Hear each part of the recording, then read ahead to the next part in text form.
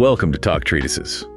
Today we are not just skimming the surface of a book. We're attempting to map the operating system of the human mind itself. And I don't really mean that metaphorically. We're trying to look at the source code. It really is the source code. I mean, that's the perfect way to put it. We are dealing with John Locke's An Essay Concerning Humane Understanding. This was first published in, 1690?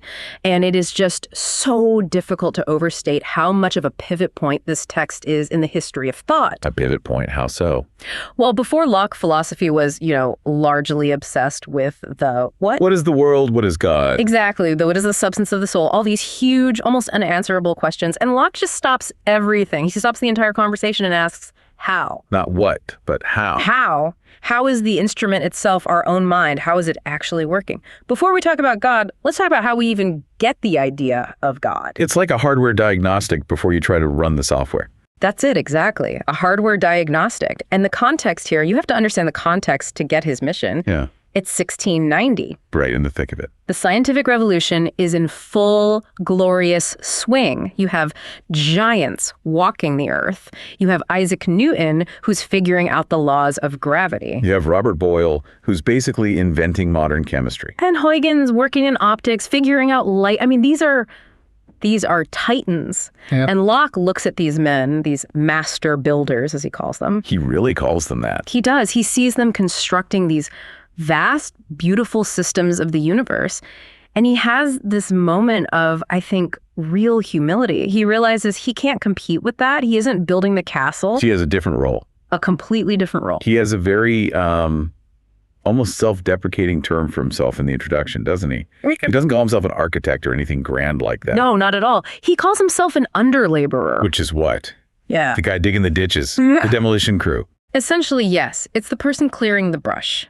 He says his job is to clear the ground a little, to remove some of the rubbish that lies in the way of knowledge. And what was this rubbish? By rubbish, he means, confusing language, bad logic, centuries of philosophical jargon that had just become completely meaningless, all the mystical thinking that people had been tripping over for generations. So he's the guy with the broom, sweeping the floor so the real scientists can work without slipping. That's it. He believes that before you can even hope to understand the stars or the laws of motion, you first have to understand the limits of the tool you're using to measure them. You have to understand your own understanding. There's a specific story he tells about how this all started, right? In the Epistle to the Reader.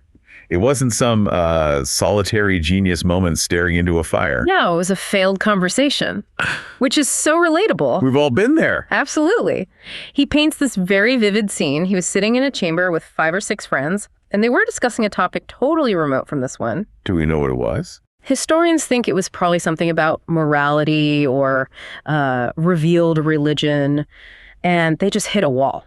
A complete dead end. They were going in circles, getting more and more confused, unable to agree on even the basic definitions of the words they were using. That sounds like every family dinner at Thanksgiving. Right. And in the middle of this frustrating conversation, Locke has this epiphany. A light bulb goes on. He realizes they are taking the absolute wrong course. They're trying to build a roof before they've laid the foundation. Perfectly put.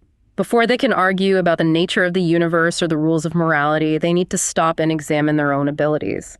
They need to figure out what objects their understandings are actually fitted to deal with and which ones are just beyond their reach. It's the sailor metaphor he uses later on. Yes, I love that one. He says, we are like sailors on a vast ocean. We need to know the length of our line, our sounding line. The rope you drop to measure the depth. Right. And he says it might not be long enough to fathom the entire ocean. We might never know the deepest secrets of the universe, but the line is long enough to reach the bottom in the places necessary to direct our voyage. It's long enough to help us avoid the sandbars and the rocks. So don't try to measure the infinite with a finite tool. You'll just break the tool. You have to know what you can't know. And that's the whole project of the essay. Okay, so let's look at this tool, the mind. Locke is, of course, famous for a very specific metaphor about the mind at birth. We all hear the Latin phrase, tabula rasa. The blank slate. But that's not actually the phrase he uses in the English text, is it? No, it's not. And that's a really common misconception. He was writing in English for a broader audience than just Latin-speaking academics. He wanted this to be read, so he uses a much simpler, more direct term. Which is? white paper. He says the mind is, as it were, white paper, void of all characters, without any ideas. So 0 pre-installed software, no operating system, not even a BIOS, just a blank hard drive. None. It is a total void. He also uses another image, which I think is maybe even more descriptive of his theory. What's that? The dark room, or the camera obscura, which was a popular device back then. He says, imagine a closet wholly shut from light, with only a few little openings left to let in external visible resemblances. So the mind isn't projecting a world. No, it's sitting in the dark, passively receiving these little images that come in through the pinholes of the senses. This sounds radical for the time. Oh. This leads us to the first major battleground of the book, Book 1, the destruction of innate ideas. Oh, yeah. Because in 1690, saying the mind is a blank slate wasn't just, a cool scientific hypothesis. Yeah. It was basically heresy. It was a direct attack on the entire philosophical and religious establishment. The prevailing view, and this was promoted by the church, by the universities, by basically everyone in power, was that God or nature had stamped certain truths upon the soul of man at his very first being. Like a manufacturer's mark. Yeah. A made by God stamp. Or a preloaded operating system, to use your metaphor. There are things you just know from birth. What kind of things were these supposed to be? What truths? Mostly, they were what he calls speculative principles. Things from logic, the really basic stuff like what is, or the big one, it is impossible for the same thing to be and not to be. The law of non-contradiction. That's the one. To be fair to the establishment, those seem like pretty safe bets. I mean, it feels like I didn't need to go to school to learn that a thing cannot be and not be at the same time. It feels built in. And that was their main argument. It sounds completely convincing. They called it the argument from universal consent. Everyone agrees, so it must be true. And not just true, but innate. Exactly. They said, look, go anywhere in the world, talk to anyone, everyone agrees on these fundamental truths, therefore they must be innate. And Locke just systematically tears this entire argument to shreds. Where does he start? First, he makes a logical point. He says, okay, even if everyone did agree, which he's about to dispute, but even if they did, it wouldn't prove the ideas are innate. Why not? There could be another reason for the universal agreement. Maybe we all learn them through experience, but our experiences are similar enough that we all arrive at the same conclusion. That's a possibility. So it proves commonality, but not origin. Precisely. But then he delivers his knockout punch, which is much simpler. He says the basic premise is wrong. Everyone doesn't agree. Okay, now I'm intrigued. Who disputes what is? Who's out there arguing that a thing can be and not be at the same time? Children and idiots. Okay, let's unpack that. We should clarify, he's using idiot as the standard medical term of his time for people with severe cognitive disabilities. He's not just being insulting. Right, so his argument is based on children and the cognitively impaired. Yes. He argues that if you go up to a child or someone with very limited faculties and you ask them, is it impossible for the same thing to be and not to be? How? You get a blank stare. A blank stare? They will have no idea what you're talking about. They have no apprehension of these abstract logical rules whatsoever. And this is his core point. If a truth is supposedly imprinted on the soul, how can the soul be ignorant of it? It's contradiction. To say a truth is in the mind, but the mind doesn't perceive it. He says it turns imprinting into nothing. It's like saying there's writing on the white paper, but it's written in invisible ink that never appears. What's the point? Okay, but the counter-argument seems pretty obvious here. The child has the seed of the idea, right? It just hasn't bloomed yet. They'll know it when they come to the use of reason. And Locke is ready for that one. He anticipates it completely. He calls it the use of reason, evasion. Evasion, I like that. And he just rejects it out of hand. He says this makes no sense. If you need to use reason to discover the truth, then by definition, it wasn't innate. It wasn't there all along. Reason is the tool you use to build it, not the flashlight you use to find it. Exactly. Reason is for deduction. It's for figuring out unknown truths from known ones. It's not a mechanism for spotting things that were already written on the wall. And he says, if using reason is the standard, then all of mathematics must be innate. How so? Well, you need to use reason to figure out a complex geometric proof, right? So does that mean the Pythagorean theorem is stamped on the soul at birth? Nobody claims that. Nobody claims calculus is innate. So why should basic logic be any different? That's a really strong point. Yeah. And he also talks about the timing, doesn't he? The timing is crucial. He points out that children reason long before they understand abstract logic. A child knows that sweet is not bitter. They know their mother is not a stranger. They understand specific identities and differences from experience. Through their senses. Through their senses, yes. The abstract universal rule is impossible for the same thing to be and not to be. That comes much, much later, through a long process of abstraction. If the logic were truly innate, it should be the foundation. It should be there from day one. But it's not. It's the last thing we learn, not the first. So, no innate logic. The first pillar of the old philosophy is down. But what about morality? This seems much, much higher stakes. If we aren't born with some kind of conscience written on our hearts, aren't we just amoral animals? This is where Locke becomes a kind of armchair anthropologist. And it's where his argument gets really controversial for his time. He makes a bold claim. There is no practical moral rule that is universally received across the entire human species. None. Not one. He asks his readers, where is that practical truth that is universally received without doubt or question? Find me one. Well, what about murder or, not harming the innocent? Surely that's universal. You'd think so. But Locke points to the history books and the travel logs that were popular at the time. He points to armies sacking towns. He asks, when a soldier storms a city, killing civilians, plundering homes, does he feel an innate moral law holding him back? Probably not in the heat of the moment. Locke goes further. He asks if they do it with serenity. And the answer, historically, is often yes. Armies have robbed, murdered, and destroyed without any apparent remorse. If the moral law was truly written on their hearts like a piece of biological code, how could they ignore it so easily and so completely? He also brings up the example of thieves, right? Because they have a code. There's honor among thieves, they say, that suggests some kind of innate justice. And Locke says that's just convenience. It's not morality, it's game theory. What do you mean? He says, of course, thieves keep faith with each other. If they didn't, the whole gang would fall apart and they'd all be caught. It's a practical rule for their own survival and profit. It's self-interest. His point is, if they genuinely had the innate law of justice written in their hearts, they wouldn't be robbing honest men in the first place. It's a very bleak view of human nature. It's an empirical one. He's also citing anthropological reports from his day about nations that supposedly exposed their unwanted children to perish or who practiced cannibalism without remorse. He's saying, look at the evidence. The evidence doesn't support a universal moral code. So what do we have innately then, if not truths? He makes a distinction. We have innate appetites, a desire for happiness, an aversion to misery.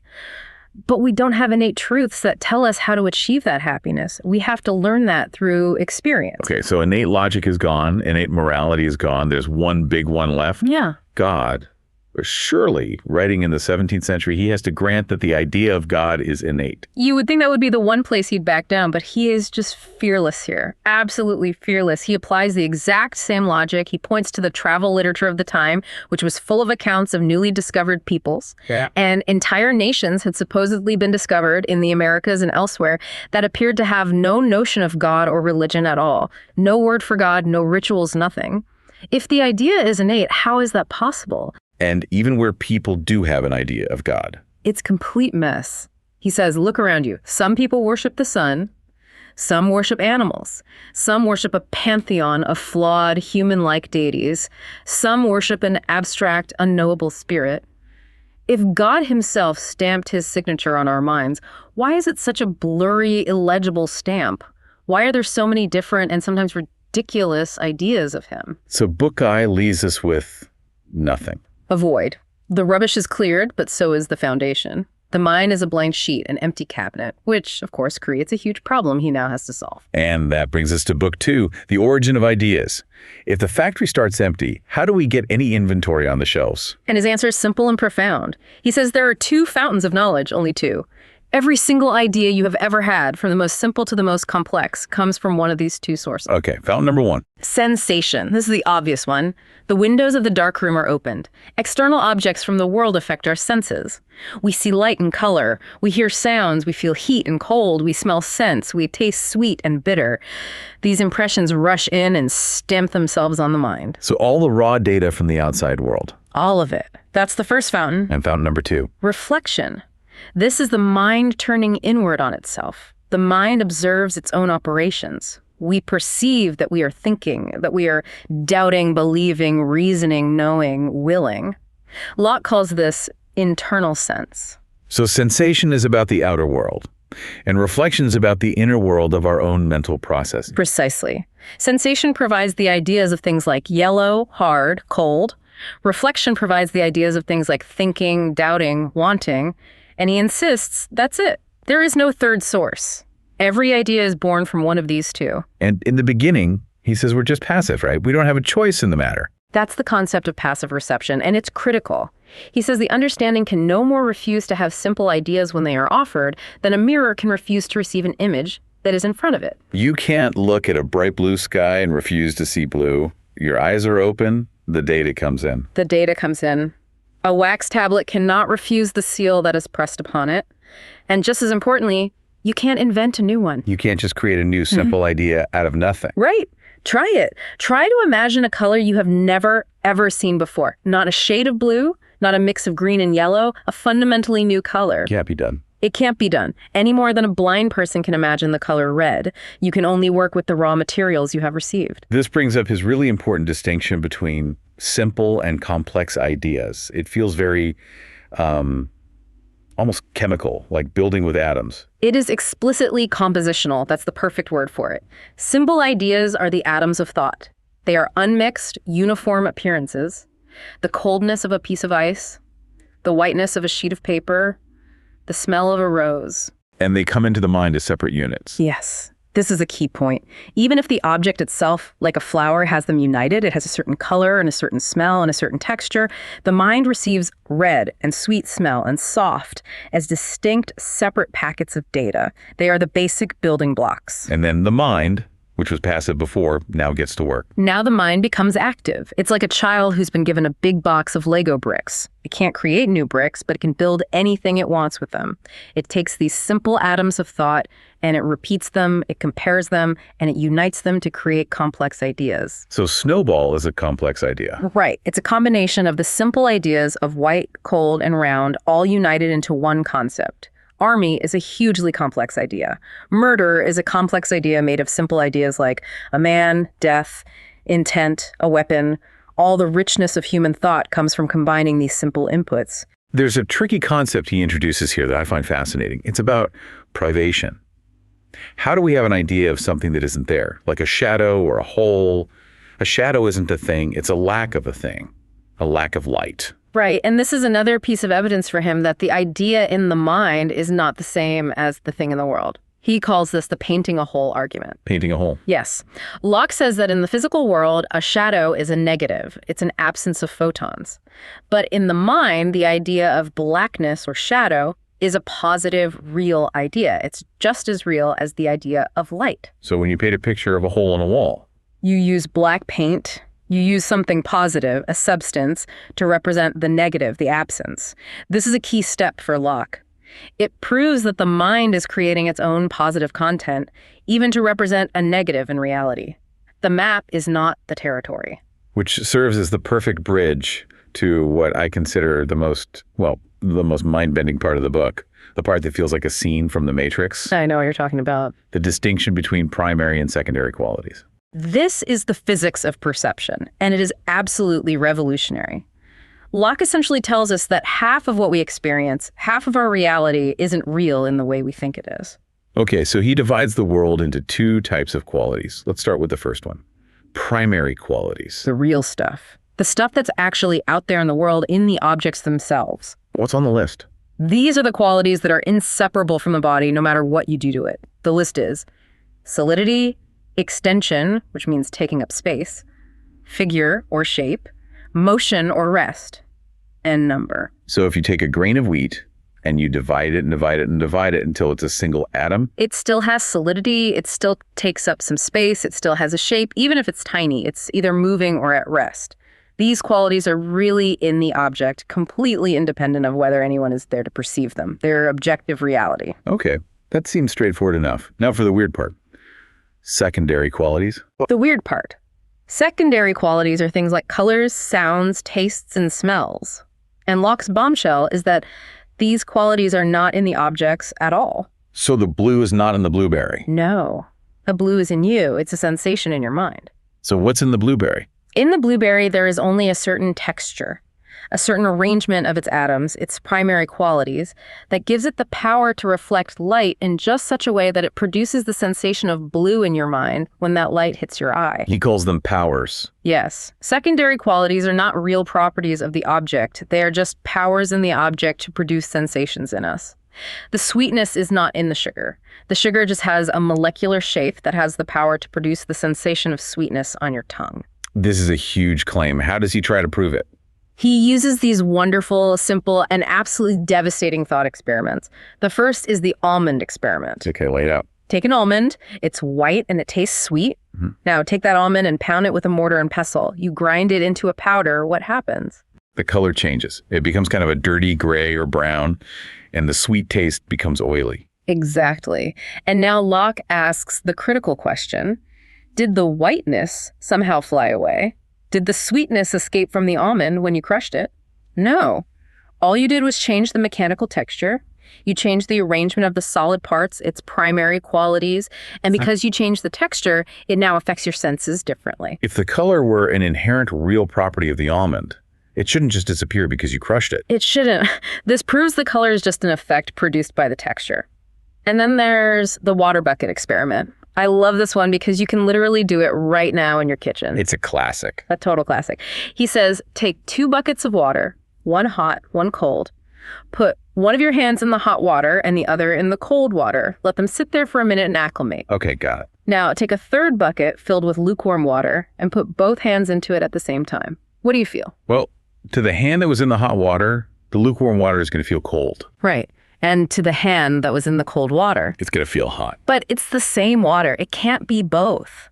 The water cannot be essentially hot and essentially cold at the exact same time. It's a logical impossibility. So what does that prove? It proves that heat and cold are not qualities in the water. They are sensations and judgments in us.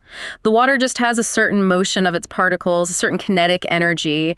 Our senses interpret that motion as heat or cold, depending on our own prior state. So we are walking around in a completely silent, colorless, odorless, tasteless universe of colliding atoms. A universe of just primary qualities. But our minds are rendering this incredibly rich Technicolor movie on top of it.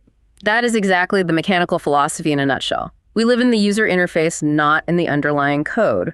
The world we experience is a simulation generated by our senses. Okay, let's zoom out a bit. We've built the objects with their primary and secondary qualities. Now Locke tackles the stage they all sit on. Part 4 of the essay, space, time, and infinity. Right, these massive abstract concepts. And true to form, he treats them as ideas derived from sensation and reflection, just like everything else.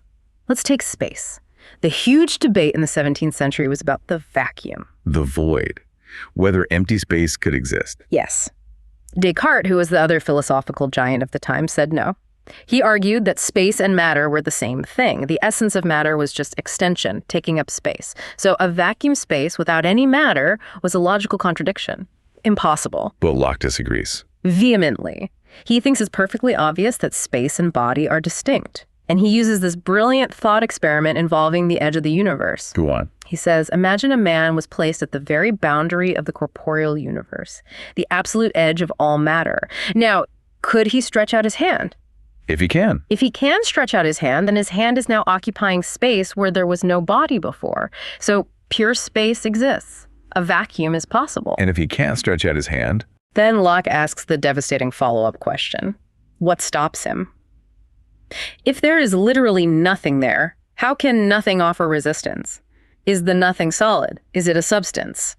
It's a brilliant dilemma that forces you to conclude that space must be a real dimension, distinct from the stuff that might happen to fill it. Okay, that's space. What about time? Or duration, as he calls it.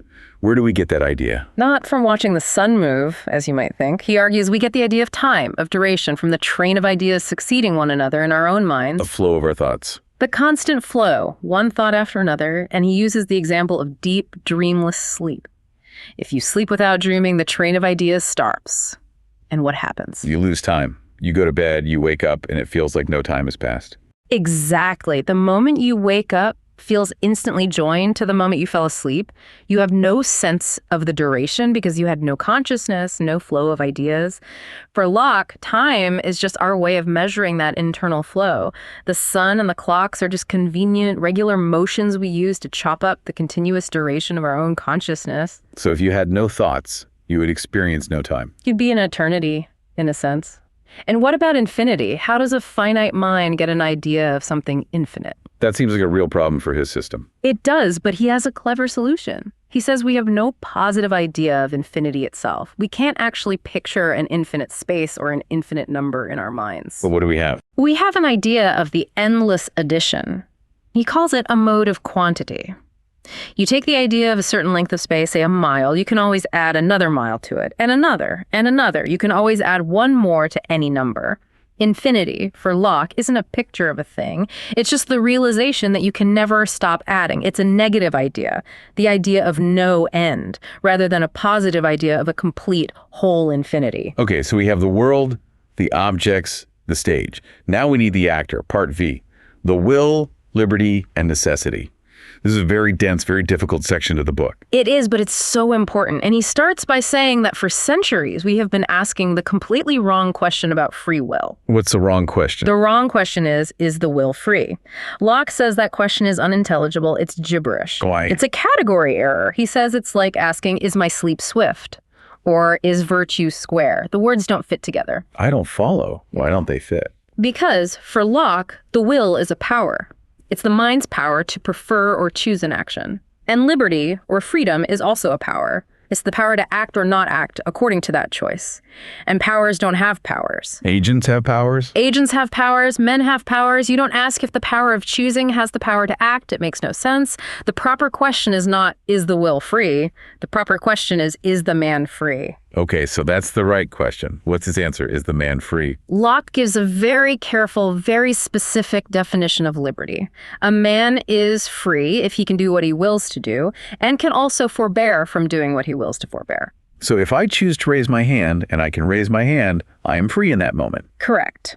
But if you have palsy, and you will to raise your hand, but your hand doesn't move, you are not free, because the result doesn't follow the choice. That seems like just physical freedom. But what about the freedom to choose, the freedom to want? This is where he brings in that amazing thought experiment of the voluntary prisoner. This is such a crucial distinction he makes. Imagine, he says, a man is carried into a room while he's asleep. In that room is a person he has been longing to see and speak with. But unbeknownst to him, the door to the room is locked from the outside. Okay, so he's trapped. He's trapped. He wakes up, he sees this person he desperately wanted to see, and he's delighted. He prefers to stay in the room. He wills to stay in the room to continue the conversation. So his staying is voluntary. He's choosing it. Yes. But Locke asks, is he free? No. Because if he changed his mind and decided to leave, he couldn't. The door is locked. Exactly. And this proves brilliantly that voluntary and free are two different concepts.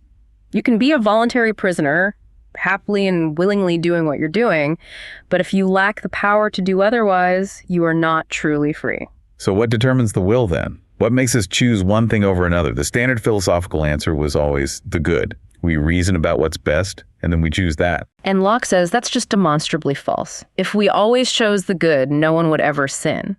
We all know on some level that our health is a greater good than a momentary pleasure. We know virtue is a greater good than vice, yet people constantly choose the lesser good. Why? Why? Locke's answer is one word: uneasiness. Uneasiness. Yes. He says what determines the will is always the most pressing uneasiness that we are at present under. A pain, a discomfort, hunger, thirst, the itch of desire. We are not pulled by the distant, abstract good. We are pushed by the immediate, present pain we want to remove. So the drunkard knows his long-term health is the greater good. But the uneasiness of his craving for a drink right now is more immediate and more pressing. It hijacks his will. The man who procrastinates knows finishing his work is the greater good, but the uneasiness of the effort required is stronger than the future reward, so the will chooses to remove the immediate uneasiness by being lazy. Wow. That sounds incredibly deterministic. It sounds like we're just reactive machines always responding to the strongest stimulus. Where is the freedom in that? But Locke gives us an escape hatch. And he says, This is the source of all true liberty. It is the power to suspend. Suspension. Yes. He says, we have this remarkable power to suspend the execution and satisfaction of any of our desires. We can feel the uneasiness, the craving, the desire to act, and we can just say, stop, wait, let me examine this. You could hit the pause button. You can hit the pause button. And that pause, that moment of suspension, is everything. It allows reason to come in. It allows us to properly examine the true good and evil of the action we're about to take. So freedom isn't in the wanting. We can't help the wants that pop into our heads. No. Freedom is in the pause, the ability to not act on the want. That is what he calls the hinge of liberty. Without the power to suspend, we are slaves to whatever uneasiness is currently shouting the loudest. With it, we are rational, free agents. Okay, now for what might be the crown jewel of the entire essay, the part that arguably had the most influence on everything that came after. Part 6, Identity and Consciousness. This is the chapter that changed how the West thinks about the self. Before Locke, the self, your identity, was almost always tied to one of two things: your physical body or your immaterial soul. I am my body, or I am my soul. Locke comes along and says, no, you're neither. He shifts the entire center of gravity to consciousness. And to do this, he first separates the idea of a man from the idea of a person. That's the crucial first move. For Locke, a man is a biological term. It's the identity of a living animal. You are the same man from when you were a child to when you are old, as long as that single, continuous biological life continues. An oak is the same oak from a sapling to a giant tree. But person is different. Person is a forensic term, a legal and moral term. A person is a thinking, intelligent being that has reason and reflection and can consider itself as itself, the same thinking thing, in different times and places. And what holds that together? What makes the person I am today the same person I was yesterday? One thing and one thing only: memory. Consciousness. The glue is memory. It is the glue of the self. As far back as your consciousness can extend to any past action or thought, so far extends the identity of that person. If you cannot remember doing it, then forensically speaking, it wasn't you. This is a radical idea. He uses the famous Prince and the Cobbler thought experiment to make it clear. It's unforgettable. He says, imagine the soul, or rather the consciousness of a prince, with all his memories, thoughts, and personality, is magically transferred into the body of a cobbler. And at the same time, the cobbler's consciousness leaves that body. So you have the cobbler's body walking around, but inside, it's the prince's mind. Exactly. And Locke asks two questions. First, is he the same man? No. Biologically, he's the cobbler. He's the cobbler man. Correct. But now the important question, is he the same person? According to Locke, yes, he is the prince. Yes, because the person is the consciousness. And this has huge legal and moral implications. If the prince committed a crime right before the switch, do you punish the body of the cobbler? Locke says yes, absolutely. Because the person who is responsible for the crime, the consciousness, is now inhabiting that body. You punish the consciousness, not the meat. He also has that bizarre example of the little finger. It's a great way to drive the point home. He says, if your little finger were to be cut off from your body, and your consciousness, your memories, your sense of self somehow went with the finger, then you, the person, would be the finger. The rest of your body would just be a carcass you no longer inhabit. The self follows the software, not the hardware. That's the Lockean revolution in a nutshell. And this leads to his very interesting and very modern-sounding views on legal responsibility, like with madness versus drunkenness. Right, what's the difference? He says if a man is truly mad due to mental illness, he has a complete break in consciousness and memory from his past self, then he is literally a different person. The madman is not the same person as the sober man who existed before, and therefore, we shouldn't punish the madman for the sober man's crimes. It would be like punishing one twin for what the other did. But we punish drunkards for what they do when they're drunk, even if they claim not to remember. And Locke says we do that for practical reasons. As a society, we punish the drunkard because his lack of consciousness was his own fault, and because we, as human judges, can't be sure he really forgot. It's a practical problem of evidence. But, he says, in the great day, at the last judgment, God will know. God can see into our consciousness, and God will not punish a consciousness for actions that it truly does not remember or own as its own. That is just a profound shift in thinking about justice. Finally, there's part 7, the association of ideas. This was an addition to the later editions of the essay, wasn't it? Yes, it was. It's almost like a patch he had to add. Locke had this beautiful, rational system for how the mind works, but he looked around and saw that people are, well, deeply irrational. So he needed to explain why, if we all start as blank slates and build our knowledge rationally, so many people are full of superstitions and prejudices. He calls it a kind of glitch in the machine. A glitch, a madness of a kind. It's when ideas that have no natural or rational connection get linked together in our minds by chance or by custom. His main example is the goblin one. It's perfect. He says a foolish maid might tell a child stories about ghosts and goblins that only come out at night in the dark. Now, rationally, there is no connection between the idea of darkness and the idea of goblins. Right. One is the absence of light, the other is a mythical creature. But in the child's mind, because they were presented together with a strong emotional charge, they get welded together, they form a false association, and now for the rest of his life, he can never be in the dark without that feeling of dread, without thinking of goblins. He can't separate them again. And this, for Locke, explains a lot of madness. Yes. He makes a really sharp distinction. He says madmen do not lack the power of reason. In fact, they often reason with a terrifying, impeccable logic. So what's the problem? They reason correctly from false principles. They have a wrongly associated idea at the core of their system. A man wrongly associates being made of glass with himself. Once that false connection is made, he acts perfectly rationally for a man made of glass. He avoids being touched. He moves carefully. The reasoning is fine. The input data is corrupted by a bad association. So we've toured the entire facility. We've seen the blank slate at birth, the two fountains of sensory input, the way we build complex ideas, the illusion of secondary qualities, and the fragile memory-based continuity of the self. It's a massive, comprehensive system. It's a system that completely democratized the intellect. It's a deeply political book in that sense. It says, you don't need royal blood or innate truths from God to be wise. You just need clear experience and careful reflection. It laid the groundwork for modern psychology, for modern theories of education. If we are all blank slates, then education and environment are everything. They make the man. Which brings us to our final segment, thought experiments. We're going to take Locke's 17th century software and try to run it on some 21st century sci-fi hardware. A quick disclaimer, of course, these are for entertainment and educational purposes only. Let's boot it up and see if it crashes. Okay. Yeah. Experiment 1, the tele-transportation paradox. A true classic of philosophy. Right, so you step into a Star Trek-style transporter here on Earth. The machine scans every atom in your body, every neural connection, every memory. It beams that information, that perfect blueprint, to your receiving station on Mars. A replicator on Mars then builds a perfect atom-for-atom copy of you. As soon as the copy is complete, the machine on Earth vaporizes your original body. The question is the person on Mars you? Did you survive?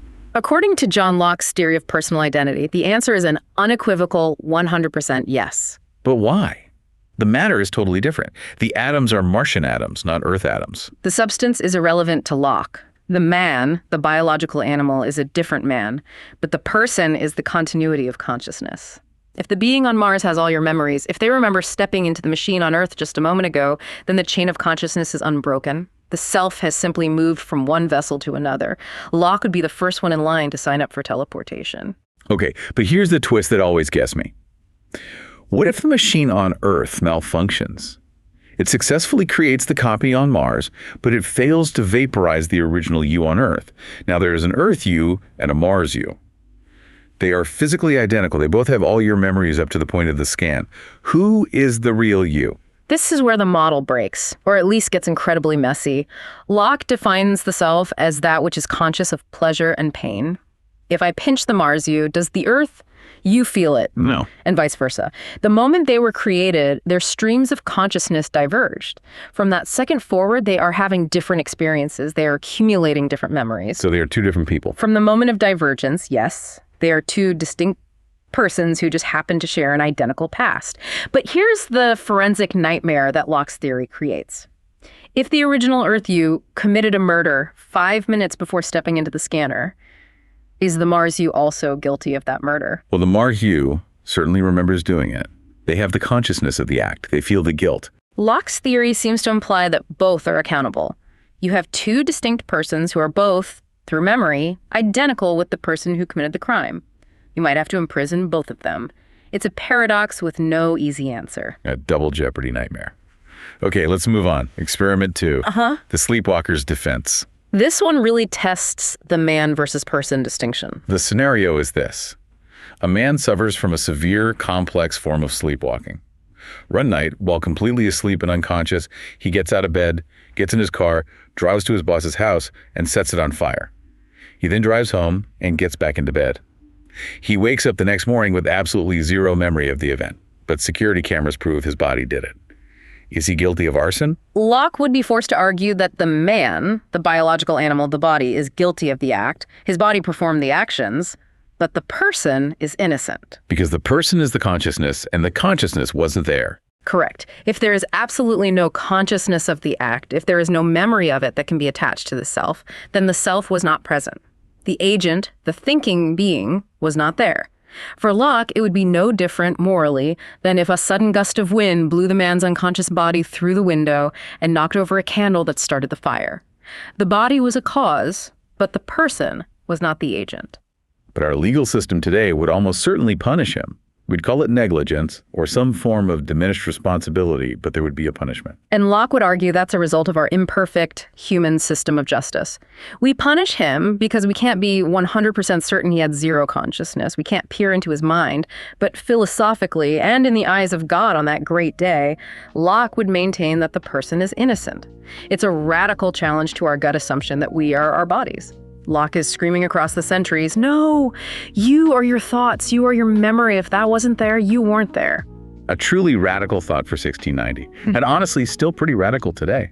It absolutely is. It's still a live debate. We'll leave you with that reflection. Check your inputs, watch your associations, and we'll see you next time on Talk Treatises.